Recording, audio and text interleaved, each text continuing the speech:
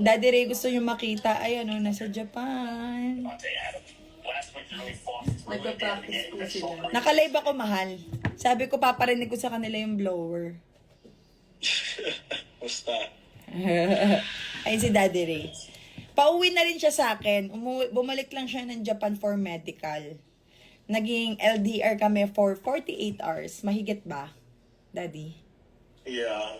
Almost 3 days na. Yeah. Almost 3 days kaming LDR bago siya mag-LDR talaga ng tunay. Pabalik na kasi siya ng Japan. Nag-practice muna kami ng 3 days. As engaged. As engaged couple, dati nadalagpasan namin yung 1-year relationship, magjowa. Ngayon naman, as engaged. Wow!